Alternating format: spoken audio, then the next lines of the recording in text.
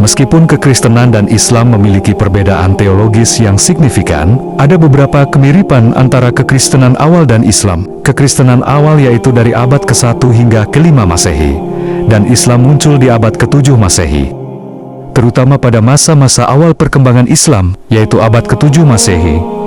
Kemiripan ini sebagian besar disebabkan oleh akar sejarah dan budaya yang sama di Timur Tengah, serta pengaruh kekristenan dan Yudaisme terhadap perkembangan Islam.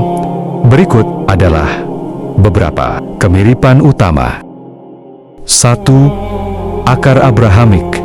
Kekristenan dan Islam sama-sama mengklaim keturunan spiritual dari Abraham atau Ibrahim sebutan dalam Islam. Keduanya menghormati Abraham sebagai tokoh penting dalam sejarah iman mereka. Dalam kekristenan, Abraham dipandang sebagai bapa orang beriman, sedangkan dalam Islam, Abraham dianggap sebagai seorang nabi atau rasul yang menyerahkan diri sepenuhnya kepada Allah. 2. Monoteisme. Kristen dan Islam, keduanya adalah agama monoteistik, yang berarti mereka percaya pada satu Tuhan yang Maha Esa. Kekristenan memiliki konsep Tritunggal, yaitu Bapa, Putra, dan Roh Kudus. Sementara Islam menekankan keesaan Allah atau tauhid yang mutlak. Namun, kedua agama ini sepakat bahwa hanya ada satu Tuhan yang pantas disembah. 3. Tokoh-tokoh Alkitab. Islam menghormati banyak tokoh yang ada di dalam Alkitab, seperti Adam, Nuh, Abraham, Musa, Daud, Salomo. Mereka dianggap sebagai nabi-nabi yang diutus oleh Allah untuk menyampaikan pesannya kepada umat manusia.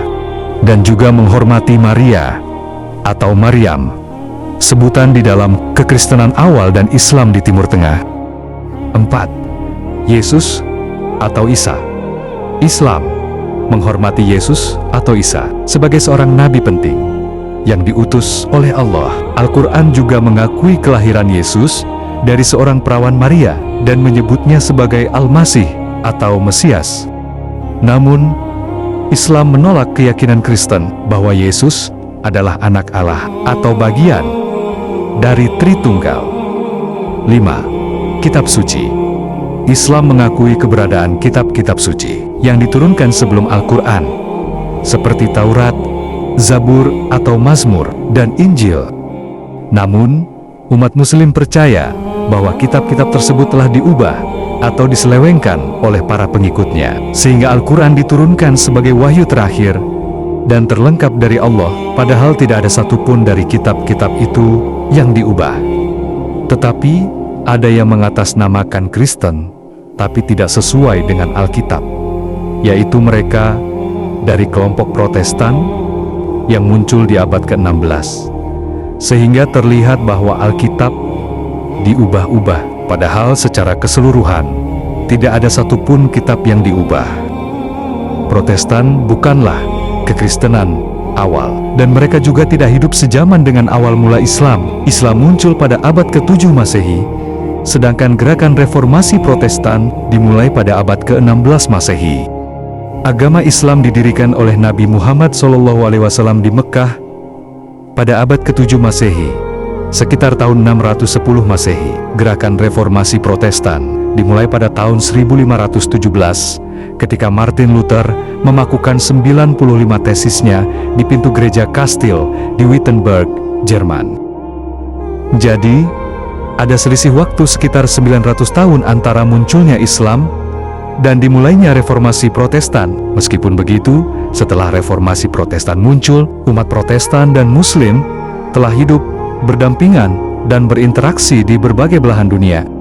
Dengan interaksinya antara umat Protestan dan Islam, sehingga terjadilah kebingungan yang akhirnya memudarkan nilai-nilai Kristiani, kekristenan awal yang sudah berabad-abad lamanya berpegang teguh pada ajaran yang lurus dan benar.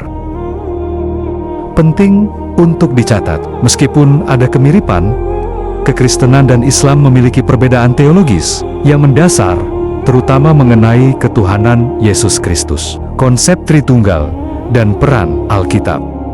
Kemiripan-kemiripan ini lebih terlihat pada masa-masa awal perkembangan Islam ketika pengaruh kekristenan dan Yudaisme masih kuat di Timur Tengah. Seiring berjalannya waktu, Islam mengembangkan teologi dan praktek-praktek yang lebih khas. Dan seiring waktu juga, dalam kekristenan bukannya tidak mengalami perkembangan yang khas, tetapi kebingungan yang dilakukan oleh kelompok reformasi Protestan. Namun, karena kuasa Tuhan, kekristenan awal sampai hari ini masih ada dan tidak terpengaruh oleh gerakan Protestan dan kekristenan modern yang makin membingungkan. Dengan memahami kemiripan dan perbedaan antara kekristenan dan Islam, kita dapat membangun dialog yang lebih konstruktif dan saling menghormati antarumat beragama.